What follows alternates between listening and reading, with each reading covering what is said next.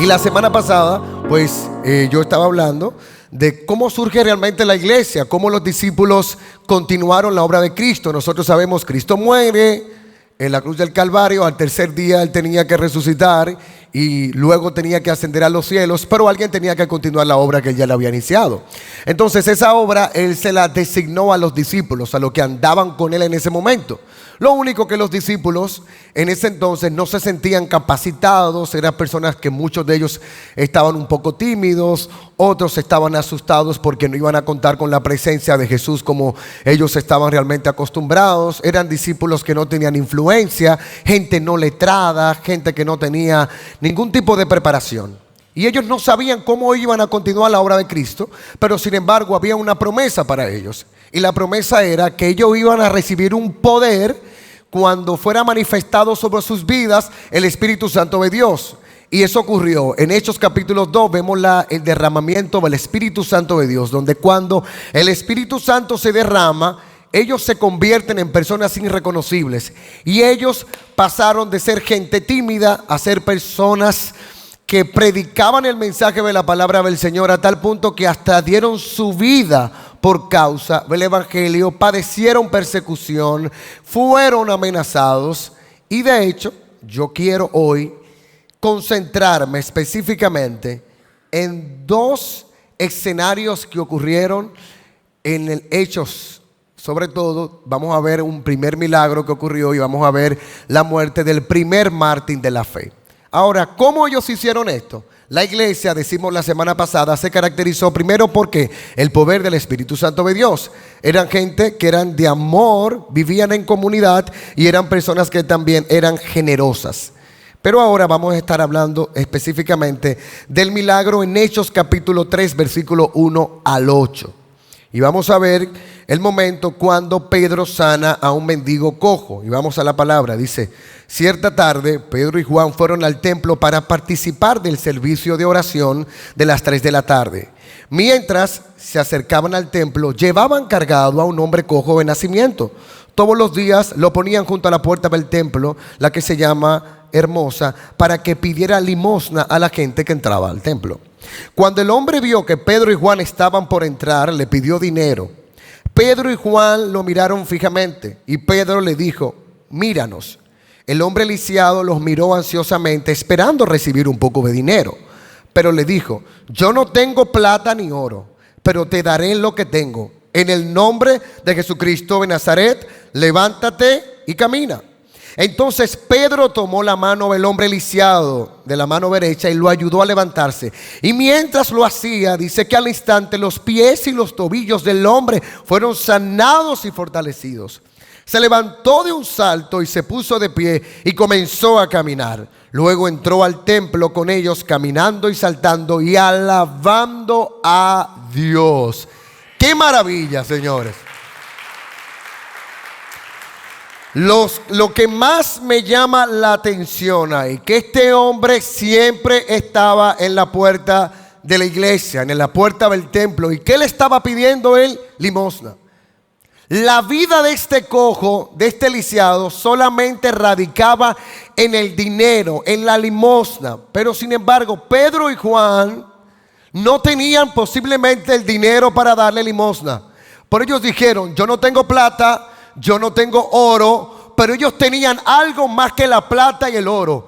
Y era que nosotros habíamos dicho cuál era la promesa que ellos iban a recibir: el poder del Espíritu Santo. Si algo tenía Pedro y algo tenía Juan, era que estaban tan llenos del Espíritu Santo que él dijo: yo no tengo el dinero que tú estás buscando, yo no tengo la plata, pero yo tengo lo que Dios ha depositado, así que levántate y anda.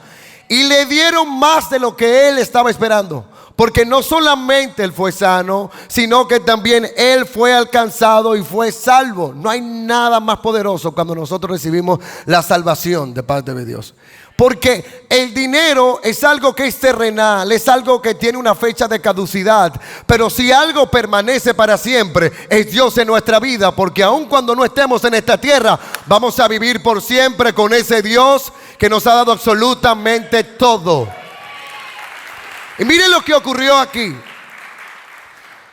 La gente, cuando entró el cojo en el templo, que comenzó a glorificar y a dar gracias a Dios, dice que la gente dijo: ay, pero ese es el cojo que siempre estaba aquí que siempre estaba en la puerta. La gente comenzó a maravillarse, la gente comenzó a sorprenderse y lo miraban y decían: pero ¿cómo es posible? ¿Con qué poder Pedro hizo esto? Y aquí comenzaron los problemas con ellos, porque una de las cosas que sufrieron la primera iglesia y los primeros discípulos fue la persecución y la amenaza. Porque dice que cuando la gente se sorprendió, en el caso de Hechos, en este mismo versículo, por el versículo 12, dice que Pedro, cuando vio el alboroto dentro del templo, escuche bien, vio esto como una oportunidad y se dirigió a la multitud y dijo: pueblo de Israel, ¿qué hay de sorprendente en esto? Porque ¿por qué nos quedan viendo como si hubiéramos hecho esto, si hubiéramos hecho a caminar a este hombre con nuestro propio poder o nuestra propia rectitud? Pues es el Dios de Abraham, de Isaac y de Jacob, dice aquí, el Dios de todos nuestros antepasados, quien dio gloria a su siervo Jesús al hacer este milagro. Es el mismo Jesús que ustedes rechazaron y entregaron a Pilato, a pesar de que Pilato había decidido ponerlo en libertad. Ustedes rechazaron a este santo y justo y en su lugar exigieron que soltaran a un asesino. Y ustedes mataron al autor de la vida, pero Dios lo levantó de los muertos y nosotros somos testigos de este hecho. ¿Qué es lo que estaba diciendo Pedro y Juan? La gloria no era de ellos. Como decíamos, no a nosotros, sino a Cristo sea daba toda la gloria. Ellos reconocieron: no, es que lo que nosotros estamos haciendo no se trata por nosotros mismos, sino por el poder de aquel que ustedes crucificaron, de aquel que ustedes no creyeron y no pensaron que iba a resucitar, pero que resucitó al tercer día. Y hoy ese que resucitó está dentro de nosotros y por eso estamos haciendo todos estos milagros y maravillas. Eso es lo que decían. Pero me llama mucho la atención porque dice: Pedro vio esto como una oportunidad. Los discípulos, señores, aprovechaban cualquier momento para hablar del mensaje de la palabra de Dios. Ellos predicaban a tiempo y fuera de tiempo. La pregunta que nos hacemos: ¿somos como estos discípulos? ¿Estamos nosotros aprovechando cualquier brecha para nosotros impactar la vida de alguien más? Porque a veces decimos: este no es el momento de nosotros hablar. No, en esta reunión familiar no es el momento. Pero miren cómo los discípulos aprovecharon. Cuando vieron el alboroto, dijeron: esta es la oportunidad que nosotros tenemos para hablar de quién es el verdadero Cristo que ha transformado nuestra vida. Y por Él nosotros estamos haciendo esto. Por igual nosotros también, como iglesia de este tiempo, tenemos el llamado de hablar de la palabra de Dios a tiempo y fuera de tiempo. Porque siempre habrá una alma que nosotros podemos impactar con el mensaje de la palabra de Dios. Comenzaron los problemas porque estamos frente a unos discípulos que no les importaba absolutamente nada. Y miren, dice que en Hechos capítulo 4, versículo 1 al 4, dice que mientras Pedro y Juan hablaban a la gente, se vieron enfrentados por los sacerdotes, el capitán de la guardia del templo y algunos de los saduceos. Estos líderes estaban sumamente molestos porque Pedro y Juan enseñaban a la gente que hay resurrección de los muertos por medio de Jesús. Y los arrestaron. Y como ya era de noche, los metieron en la cárcel hasta el día siguiente. Pero muchos de los que habían oído el mensaje le creyeron. Así que el número de hombres creyentes ascendió a un total aproximadamente de 5,000 personas. Miren la importancia de no quedarnos callados. Porque a veces tú dices: no, este no es el momento para yo hablar. Pero tú no sabes a quién tú puedes impactar. Cuando Pedro dio el primer discurso, luego de ellos haber recibido el Espíritu Santo de Dios, ¿cuántos se convirtieron? 3,000 personas. Y miren por la osadía de Pedro y Juan, que dijeron: en vez de yo pensar, no hablemos porque nos vamos a meter en un problema, vamos a quedarnos callados porque Cristo nos ha utilizado para hacer un milagro. No, ellos dijeron: vamos a hablar. Si ellos no se atreven a hablar, no ascienden a 5,000 personas. Ahora, ellos estaban en problemas, señores. Había un problema. ¿Dónde estaban ellos? Presos. Y ellos estaban: ¿y qué hemos hecho? Amanecieron presos y al día siguiente se juntaron frente a un concilio. Vamos a enfrentar a estos apóstoles. Vamos a preguntarle con qué poder es que esta gente realmente ha hecho esto. Y dice, cuenta la historia en ese Hechos capítulo 4 del versículo 5 hacia adelante, que se juntaron con ellos y le preguntaron: ¿con qué nombre ustedes han hecho esto? Y dice que Pedro, ¿cómo dice? Dice, lleno del Espíritu Santo. Oye, hace la aclaración, no estaba de que a media, lleno del Espíritu Santo, le dijo a ellos que quien había sanado a este hombre cojo realmente no fueron ellos, sino fue el poder de Cristo en ellos. Y comenzaron a hablar entonces con denuedo y con valentía y decían: bueno, señores, quien ha hecho este milagro es el Dios de toda salvación y no hay ningún otro que pueda traer salvación. Eso dijeron ellos. ¿Y cuál fue la respuesta? Sacan a los discípulos de ahí y le dicen: vamos ahora. Y se reunieron y preguntaron: ¿qué vamos a hacer con ellos? Porque no tenemos ninguna razón para nosotros encarcelarlo a ellos, porque lo único que ellos han hecho es un bien. Ellos lo que hicieron fue que sanaron realmente a un cojo. Y como no encontraron, señores, con qué amedrentarlos o con qué encarcelarlos, o sea, una justificación, dijeron: vamos a amenazarlos. Y aquí se ve la amenaza que ellos realmente reciben. Y en el versículo 18 dice, 4:18, entonces llamaron nuevamente a los apóstoles y les ordenaron que nunca más hablaran ni enseñaran en el nombre de Jesús. Pero ¿cuál fue la respuesta? La respuesta de Pedro y Juan me sorprende muchísimo, porque cuando nosotros estamos amenazados y amedrentados por alguien, en muchas ocasiones nosotros no queremos hablar porque queremos mejor agradar a los hombres más que a Dios. Pero ellos, llenos de valentía y llenos del poder del Espíritu Santo, ¿saben lo que dijeron? ¿Acaso piensan que Dios quiere que lo obedezcamos a ustedes en lugar de a Él? Nosotros no podemos dejar de hablar acerca de todo lo que hemos visto y hemos oído. O sea, en el corazón de los discípulos estaba más el agradar a Dios por encima de todo que agradar a los hombres. La pregunta es: ¿a quién nosotros queremos agradar? ¿O agradamos a los hombres o agradamos a aquel que entregó absolutamente todo por nosotros? Óyeme, esto es un desafío. Porque cualquiera en un momento de apuro dice: no, pero para yo verme quizás con las consecuencias, yo mejor digo: no, está bien, tranquilo, vamos a agradarlo a ustedes. No, ellos decidieron agradar a Dios por encima de todo, y nada realmente a ellos los pudo callar. El tema es que nosotros a veces callamos cuando tenemos que hablar. Cuando vemos la oportunidad de alguien que se te acercó porque se siente mal, no queremos vernos realmente muy religiosos. Pero ¿sabes algo? No hay nada más impactante cuando tú puedes hablar de la verdad de Cristo, que es la que liberta, que es la que transforma y es la que renueva. Y tú estás aquí por lo que el Señor ha hecho contigo. Y esto es lo que nosotros vemos acá. Y cuando pienso en Pedro, digo: wow, me falta tanto para yo poder llegar a la postura en la que llegó Pedro. Pero cuando pienso en Pedro, me tengo que ir en el primer mártir de la fe. Este sí me vuela la cabeza. En Hechos capítulo 6, versículo 8 al 12, se habla de un hombre conocido como Bernabé. Bernabé era uno de los ancianos de la iglesia. Bernabé vivía por el evangelio. Es tanto así que Bernabé era el encargado de administrar los alimentos que eran distribuidos a los pobres. Pero Bernabé no solamente se quedaba. Bernabé no se quedaba solamente administrando los alimentos. Es lo que yo siempre decía: los apóstoles siempre estaban dispuestos a dar la milla extra. No solamente se conformaban con una función determinada en el templo, ellos querían hacer algo más. ¿Por qué habló de la milla extra? Porque si hubo alguien que dio la milla extra, fue Jesús. Porque mientras muchos pensaban que Jesús solamente vino a salvar a los judíos, no solamente vino a salvar a los judíos, sino que también vino a salvar a los gentiles y vino a salvarnos a nosotros todos. Él hizo más.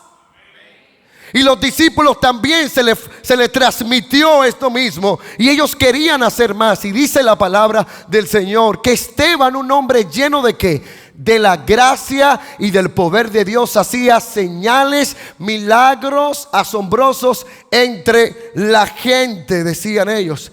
Pero Esteban tenía algo muy especial. El poder del Espíritu Santo de Dios era tan grande que Esteban tenía una gracia para hablar con una sabiduría y enfrentar a gente dura en la ley. Y miren cómo vamos a seguir leyendo lo que dice en Hechos. Dice: Esteban, lleno de la gracia del poder de Dios, hacía señales y milagros asombrosos de la gente. Cierto día, un hombre de la sinagoga de los esclavos liberados, así le llamaban, comenzaron a debatir con él. Eran judíos de Cirene, Alejandría y Cilia y de la provincia de Asia. Y dice: ninguno de ellos podía hacerle frente, oigan esto, a la sabiduría y al espíritu que hablaba en Esteban. O sea, era el Espíritu Santo.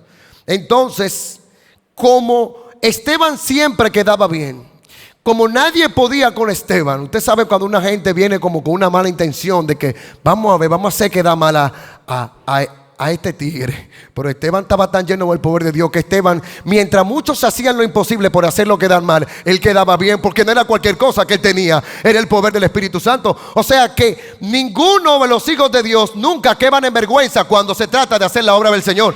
Lo que tú hagas nunca va a quedar en vergüenza. Pero mira, no pudieron con Esteban, señores, no pudieron. Se tuvieron que inventar algo. Dicen que ninguno de ellos podían hacerle frente a la sabiduría, al espíritu que hablaba Esteban. Entonces persuadieron a unos hombres para que dijeran mentiras acerca de Esteban. Ellos declararon: nosotros lo hemos oído blasfemar contra Moisés y hasta contra Dios. Esto provocó a la gente, y a los ancianos y a los maestros de la ley religiosa. Así que arrestaron a Esteban, señores. Arrestan a Esteban y lo llevan ante el concilio. Tuvieron que mentir en contra de Esteban. Lo acusaron de blasfemia. La blasfemia era catalogado como un delito, sobre todo la blasfemia en contra de la ley de Moisés y la blasfemia en contra de Dios. La persona que blasfemaba en contra de Dios y que blasfemaba en contra de la ley de Moisés podían ser condenados a muerte y de forma apedrados todos. Yo me imagino un Esteban. Yo si soy Esteban, yo estoy muerto aquí, porque me están acusando de algo que me pueden condenar. Pero tú sabes qué pasó, que cuando Esteban lo llevan frente al concilio, oye, una vez más, Esteban estaba lleno del Espíritu Santo, y dice la palabra que comenzó a hablar con denuedo, y cada vez más que Esteban hablaba con valentía la palabra del Señor, se encendía el furor de estos hombres, le molestaba el furor de los hombres. Pero no solamente lo que le molestaba era lo que él decía, es que cuando Dios pone en ti algo, hay gente que le va a molestar lo que tú tienes, porque tú portas el poder del Espíritu Santo, tú portas la gracia del Espíritu Santo de Dios, y a ellos les molestaba. Dice en Hechos capítulo 7 versículo 54, escucha bien, Global. Los líderes judíos se enfurecieron por la acusación de Esteban y con rabia le mostraban los puños. Pero Esteban, ay Dios mío, dice Esteban, ¿lleno de qué, señores? Del Espíritu Santo. Fijó la mirada en el cielo y vio la gloria de Dios y vio a Jesús de pie en el lugar de honor a la derecha de Dios. Escucha bien esto. ¿Quién en medio de personas llenas de iras? ¿Quién en medio de personas que tú sabes que están a punto de matarte? Porque Esteban sabía lo que se estaba enfrentando. Oye, Esteban dijo: no me importa, ya yo no voy a ser el que va a ministrar los alimentos. No, yo voy a hacer algo más. Yo voy a estar dispuesto a dar mi vida porque alguien dio mi vida por mí. Yo también la voy a dar. Eso fue lo que hizo Esteban. Pero fíjense, muy diferente a nosotros. Cuando nosotros estamos padeciendo alguna persecución, y no una persecución por esto, cuando nos encontramos en medio de una prueba, miramos más la situación que a Dios. Y es ahí cuando perdemos de vista a Dios que está obrando. Por eso es que cuando tú estás en medio de una situación y tú miras la situación, tú crees que Dios no está contigo, tú crees que Dios no está obrando. Pero yo creo que se levanta alguien que es como un Esteban, porque cuando Esteban vio el furor de la gente, él miró a Cristo, él miró hacia arriba y él dio la gloria de Dios. O sea, cuando estamos pasando por pruebas y tribulaciones, lo que está obrando es el excelente eterno peso de gloria en nosotros y en sus hijos. Eso fue lo que vio. Yo veo gloria. Óyeme. Dice que mostraban los puños y Esteban miró hacia arriba y vio la gloria de Dios. Fue una visión que él vio. Y vio a Jesús de pie en el lugar de honor y a la derecha. Y les dijo: miren, veo los cielos abiertos. Yo no sé qué tú estás viendo. Yo no sé lo que tú estás viendo. Yo veo los cielos abiertos. Al Hijo del Hombre que se pone de pie en lugar de honor a la derecha de Dios. Entonces, ¿sabes qué? Ellos no podían resistir. Y dice: este hombre está loco. Ellos estaban listos para apedrarlo. Estaban listos para poner mano a la obra. Entonces ellos se taparon los oídos con las manos y empezaron a gritar. Y se lanzaron sobre él, lo arrastraron fuera de la ciudad y comenzaron a apedrearlo. Dice que sus acosadores se quitaron las túnicas y la pusieron a los pies de un joven llamado Saulo, que es el que nosotros conocemos como Pablo. Y mientras lo apedreaban, wow, señores, mientras lo apedreaban, Esteban solamente oraba y decía: Señor Jesús, recibe mi espíritu. Señor, recibe mi espíritu. Dice que cayó de rodillas gritando. Y esto es lo que más me impacta. Señores, vemos a un Esteban que cuando estaba de rodillas gritando, a punto de ser linchado, a punto de morir, él solamente pedía por aquellos que iban en contra de él. Mira, Señor, no los culpes por este pecado. Dicho esto, murió. O sea, que mientras él estaba siendo apedreado, él oraba a favor de quienes iban en contra de ellos. La pregunta es: ¿nosotros estamos dispuestos a orar por aquellos que se levantan en contra de nosotros, como lo hizo Esteban y como lo hizo Jesús? ¿Qué clase de hombre es este? Que él está viendo sus verdugos enfrente de él y él ora: Señor, perdónalos, porque ellos no saben lo que hacen. Esto fue. Y cuando yo veo a un Esteban, señores, veo a un Esteban, a un hombre que quería ser exactamente como Cristo. Porque Esteban vivió exactamente lo mismo que Cristo. Cristo fue blasfemado. Para poder llevar a Cristo a la cruz del Calvario, tuvieron que blasfemar, acusarlo de blasfemia. Pero ¿qué hizo Cristo? ¿A quién miraba Cristo cuando estaba crucificado? Él miraba al Padre. Él miraba al Padre y decía: Padre, en tu mano es convino mi espíritu. Y fue exactamente lo mismo. Cuando él veía a los soldados que estaban ahí, ¿cuál era la oración de Jesús en ese momento? Era: Señor, perdónalos porque no saben lo que hacen. Entonces vemos a un Esteban que quería ser exactamente como Cristo. Miren, el año pasado, les voy a contar esto, y no lo conté en el primer servicio. Por primera vez en mi vida, a mí se me metió un miedo de que con que yo me iba a morir. Un miedo a la muerte. Pero es en serio que le estoy diciendo. Un día yo estoy sentado, acostado con mi esposa al lado, y Sara me ve llorando. Y yo lloro, y yo no le quería decir que yo sentía que yo me iba a morir. ¿Usted sabe lo que es eso? Y le dije: mi amor, tengo que decirte algo. Yo siento que voy a morir.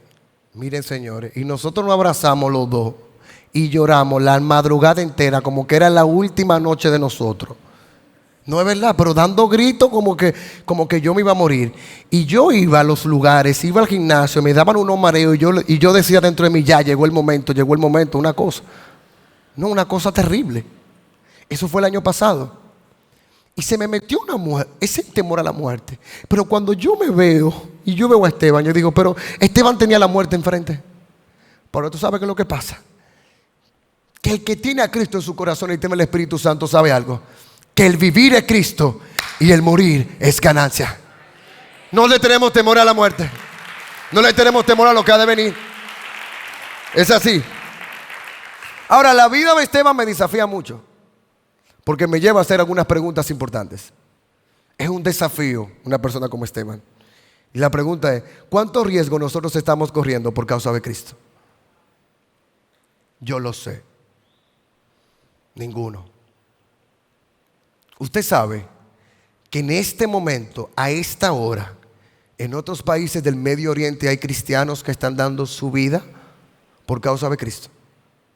Pero nosotros lo vemos muy lejos porque estamos muy cómodos aquí. Nosotros estamos sentados en aire acondicionado en una iglesia con 4 paredes, con sillas y pantallas gigantes.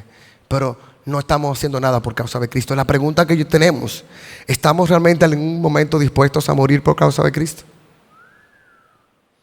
¿Queremos en verdad vivir para Cristo? Porque una de las cosas que llevó a Esteban, que antes de Esteban dar su vida por Cristo, él vivió para Cristo.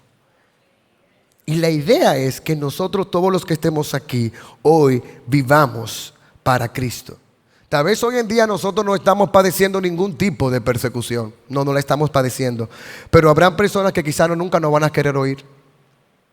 Y habrá personas que nosotros sí tenemos realmente que hablar. Y el llamado que nosotros tenemos en el día de hoy es a no callar y poner nuestra mirada únicamente en aquel que nos ha enviado. Porque el que nos envía es aquel que respalda. Y nosotros vivir siempre honrando y dándole toda la gloria, la honra a aquel que nos ha entregado una nueva vida en Cristo. ¿Cuánto puede dar un aplauso fuerte?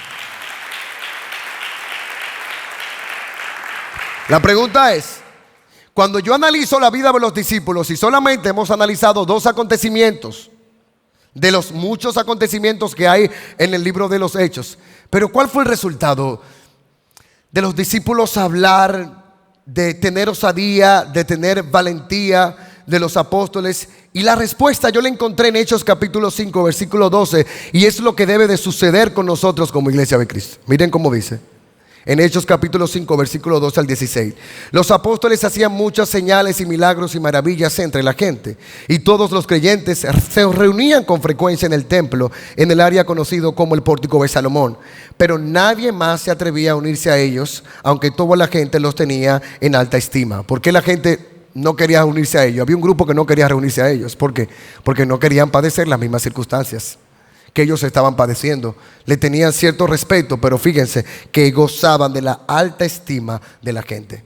Pero no nos podemos dejar llevar por esto, y ustedes sabrán por qué. Porque dice, sin embargo, cada vez más personas y multitudes de hombres y mujeres creían y se acercaban al Señor. Y dice que como resultado del trabajo de los apóstoles, la gente sacaba a los enfermos a las calles en camas y camillas, para que la sombra de Pedro cayera sobre algunos de ellos cuando él pasaba. Y dicen que multitudes llegaban desde las aldeas que rodeaban a Jerusalén y llevaban a sus enfermos y a los que estaban poseídos por espíritus malignos, y todos eran sanos. Miren lo que hace el poder del Espíritu Santo y lo que Dios está esperando de nosotros. Fíjense, era tan grande lo que los apóstoles y los discípulos hacían, que la gente iba, multitudes, y llevaba a los enfermos.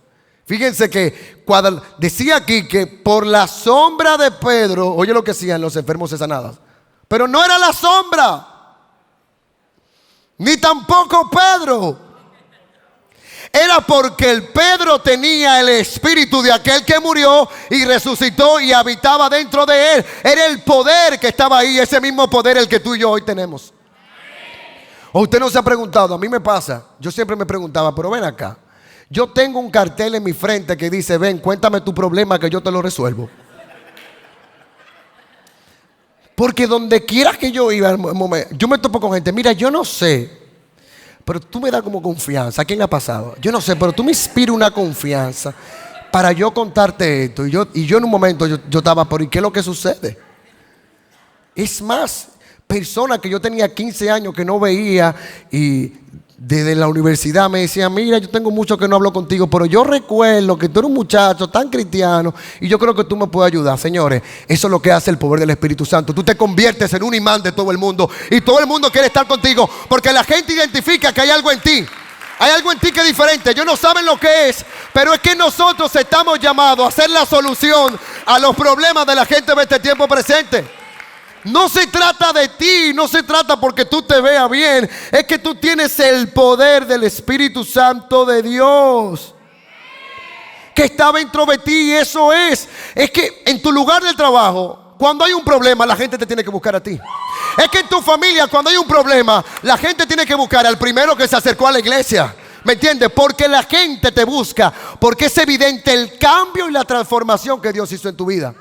¿Y a quiénes tú crees que la gente va a llamar? Por eso era que buscaban los enfermos. ¿A quiénes? Bueno, yo no sé. A esa gente lo están buscando para perseguirlo. Lo están buscando para matarlo. Pero vamos a llevarle a fulano de tal que está enfermo, porque ellos tienen algo que nosotros no tenemos. Y es el poder, la gracia y el favor de Dios, que también los tenemos todos.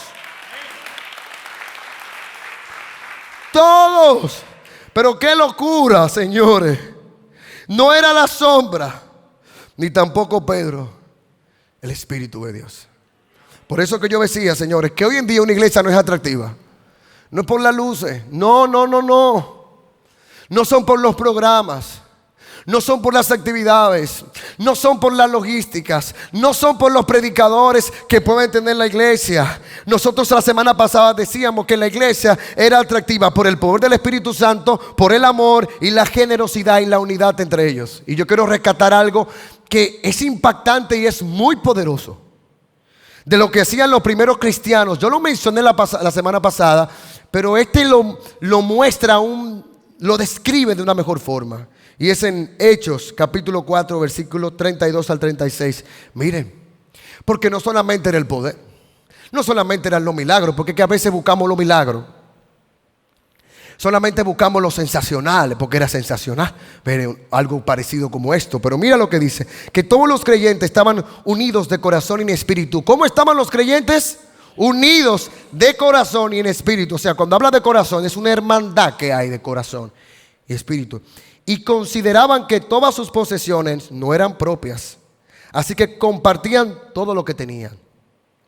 Y los apóstoles daban testimonio con poder de la resurrección del Señor Jesús, y la gran bendición de Dios estaba sobre todos ellos. Y no había necesitados entre ellos, porque los que tenían terrenos o casas los vendían y llevaban el dinero a los apóstoles para que ellos le dieran a los que pasaban necesidad. Por ejemplo, había un tal José, y habla de este señor que me llama mucho la atención. Yo quisiera juntarme con él algún día, a quien los apóstoles le pusieron de sobrenombre Bernabé, que significa hijo de ánimo. Él pertenecía a la tribu de Leví y era oriundo de la isla de Chipre. O sea, era un hombre que venía de una familia con dinero. Pero yo quiero encontrármelo con él ahora, porque dice que vendió un campo que tenía y le llevó el dinero a los apóstoles para distribuirlo, porque había mucha necesidad. Natalie, tú me estás diciendo que ahora vamos a vender todos los terrenos que nosotros tenemos y todas las posesiones para entregarse a los que están necesitados. Todo. No. No, porque esto no es socialismo, esto no es comunismo. Comunismo es cuando se cree que todo lo que la gente tiene le pertenece a la gente y tú se lo entregas al gobierno para que el gobierno lo distribuya. Pero en este caso no era comunismo, señores.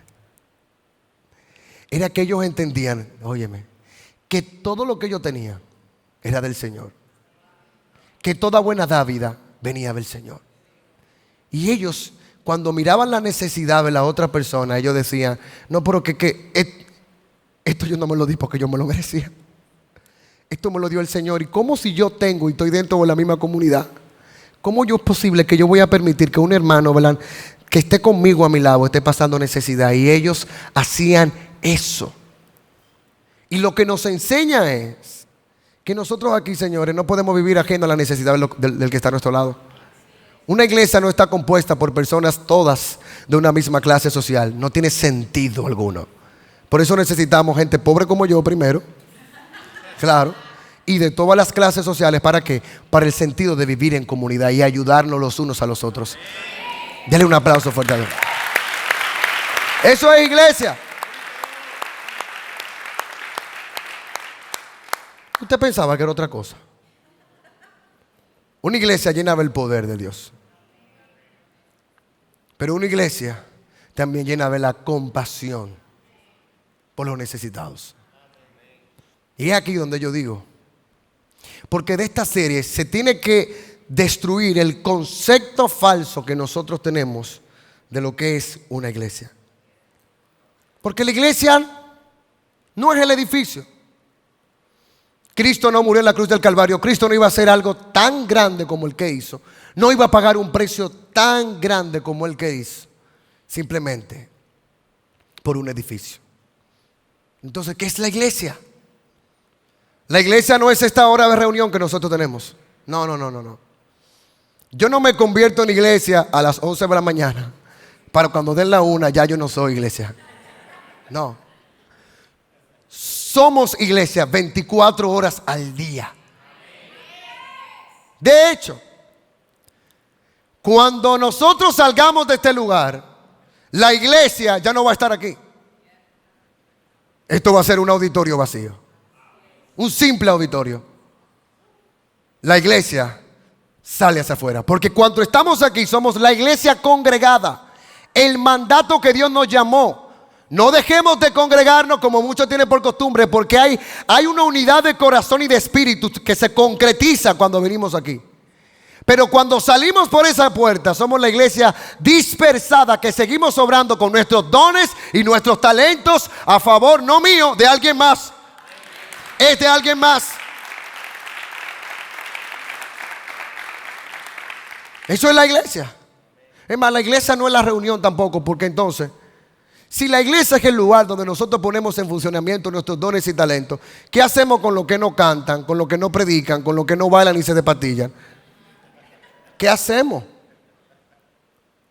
Seguimos siendo iglesia allá afuera. Ahora la pregunta es entonces, si la iglesia no es el horario en el que yo vengo a las 11 de la mañana, si la iglesia no es el edificio, ¿qué es la iglesia?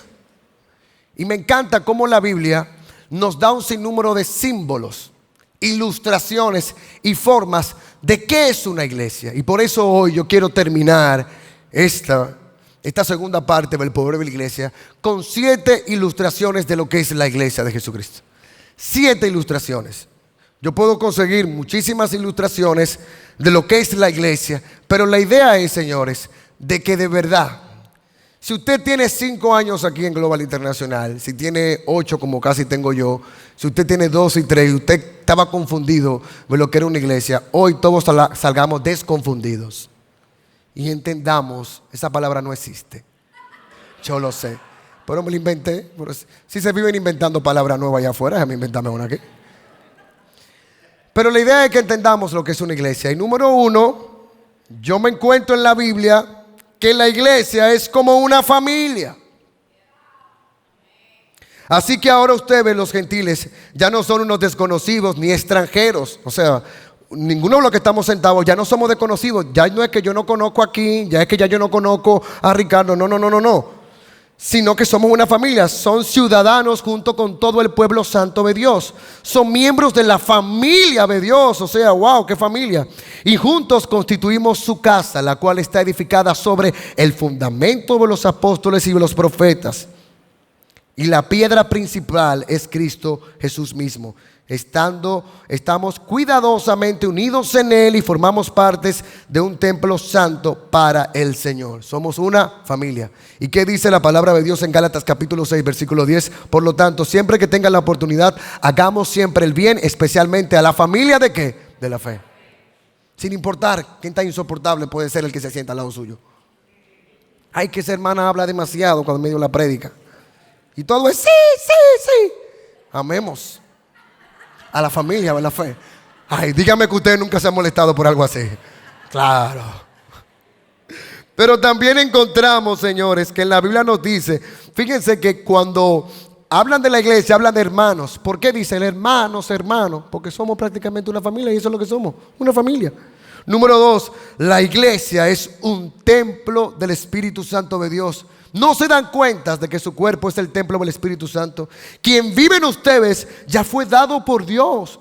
Ustedes no se pertenecen a sí mismos, dice, porque Dios lo compró a un alto precio. Por lo tanto, honren a Dios con su cuerpo. Me encanta, porque la iglesia es vista como el lugar donde habita Dios. O sea, el lugar donde habita Dios no son las 4 paredes. El lugar donde habita Dios es el Espíritu Santo. Es dentro de mi corazón. Él vive dentro de mí. Y Él está haciendo una obra todos los días dentro de mí. Y Él dice que aquel que la buena obra empezó, Él la va a terminar. Porque Él vive en mí. Y Él está como ríos de agua viva dentro de mi interior. Somos ese templo. O sea que no necesitamos únicamente los templos físicos hechos de manos ni de piedra, sino que cada creyente es el lugar donde mora el Espíritu Santo de Dios. Y por medio de su Espíritu Santo Él nos recuerda el llamado que tenemos de vivir en santidad y de proclamar el mensaje de la palabra de Dios. Número 3, la iglesia, señores, ¿qué es? Somos un pueblo.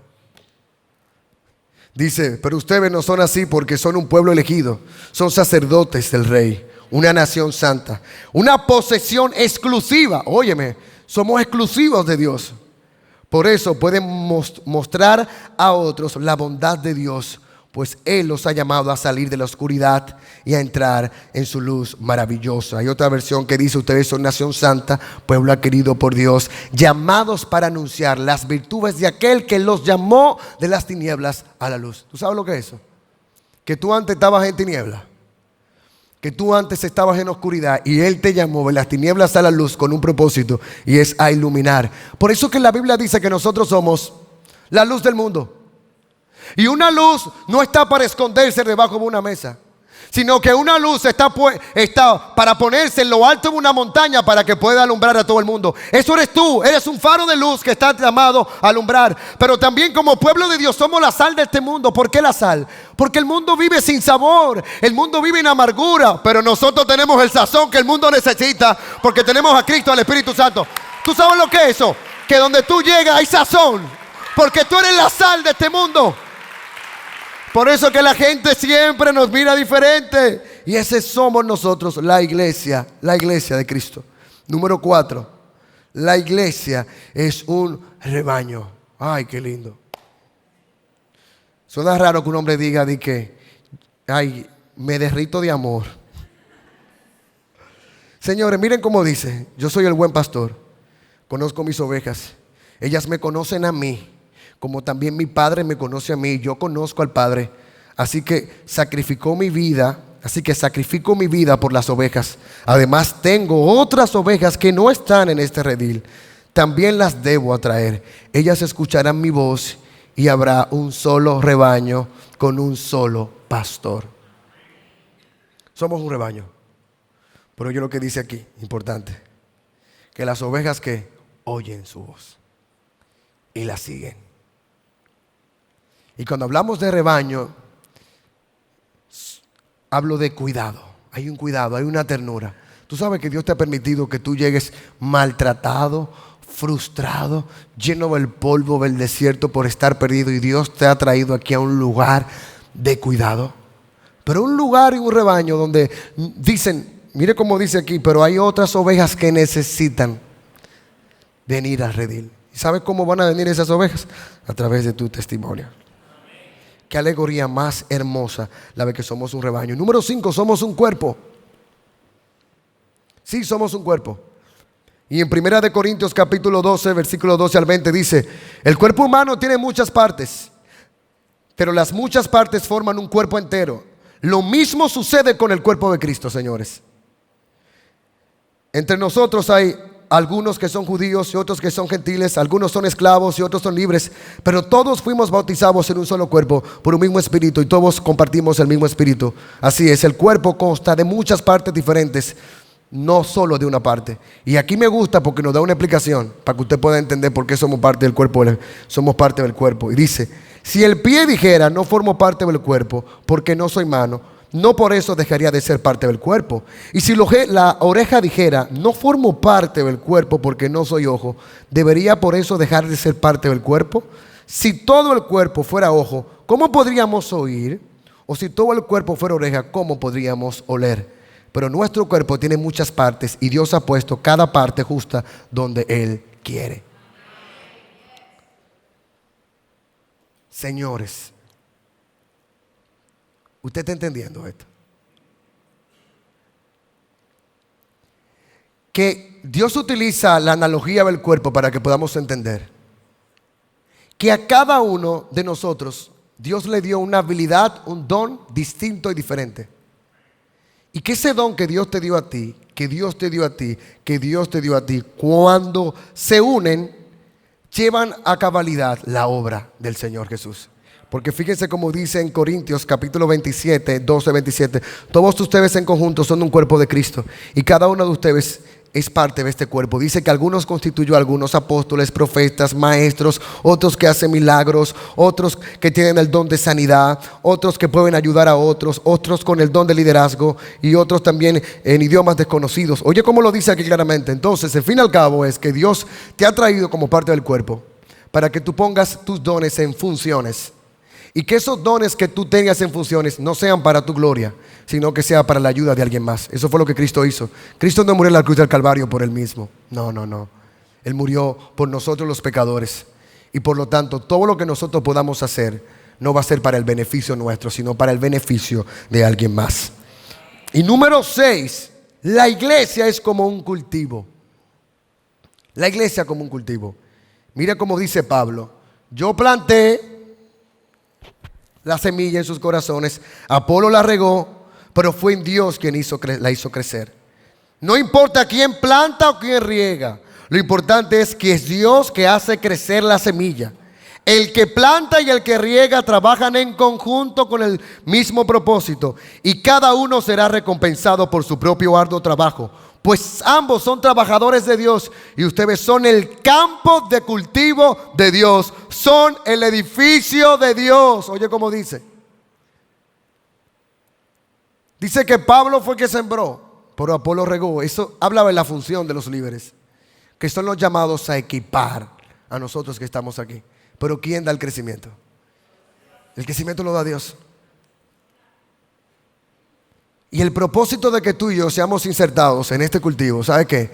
Es que tú y yo nosotros podamos crecer cada día más, y que podamos crecer de tal manera que nosotros pudiéramos dar también frutos. Fíjense que no dice ustedes son una planta. No dice ustedes son una planta que fueron sembradas, no. Somos un cultivo, o sea que hay un terreno amplio donde tú y yo hemos sido sembrados, y en ese terreno hay una semilla que también la sembramos nosotros, y el propósito es que nosotros podamos crecer y dar buenos frutos en todo momento. Ya vamos entendiendo lo que es la iglesia. Y lo último, que es la que más me gusta, es que la iglesia es un ejército, señores. La iglesia como un ejército, como dice en Efesios capítulo 6, versículo 11 al 12. Porque como nuestra lucha no es contra carne ni sangre, yo no me puedo poner la ropa para pelear como pelean la gente cuando tienen situaciones humanas. Yo tengo que ponerme la armadura del Espíritu para yo pelear, porque lo que nosotros vivimos no es algo carnal, lo que estamos viviendo como ahora. Es más, el enemigo se esconde siempre detrás de la carne y la sangre. Por eso es que se te levanta gente de la tuya. Y tú crees que el problema que tú estás teniendo es con fulanito del trabajo. Tú crees que el problema que tú estás teniendo es con perencejito de tu familia, con tu esposo. No es eso. Es que hay un plan macabro por alguien que te quiere desenfocar, porque él sabe lo poderosa que puede ser una iglesia cuando la iglesia está enfocada, cuando la iglesia tiene su mirada puesta en Cristo. Por eso dice, la iglesia es un ejército. Póngase toda la armadura de Dios para poder mantenerse firmes contra todas las estrategias del diablo. Pues no luchamos contra enemigos que son de carne y hueso, sino contra gobernadores malignos y autoridades del mundo invisible, con fuerzas poderosas de este mundo tenebrosas, y contra espíritus malignos de todos los lugares celestes. ¿Y tú sabes qué es lo más poderoso? Que somos el ejército de Dios y tenemos un capitán. Y ese capitán es Cristo. Y es aquel que murió en la cruz del Calvario, pero venció la muerte, venció el pecado. Y hoy Él vive hoy en nosotros. Y como Él es el capitán de este ejército, déjame decirte, nosotros estamos seguros que el mismo que venció es aquel que también nos va a ayudar a vencer hasta que el mal sea erradicado, no solamente de este país, sino que sea erradicado del mundo completo. Y nosotros formamos parte del único ejército, inclusive, que es el ejército que celebra las batallas antes de que nosotros ganemos la batalla, porque Él nos ha asegurado que mayor es el que está con nosotros que aquel que viene en contra de nosotros.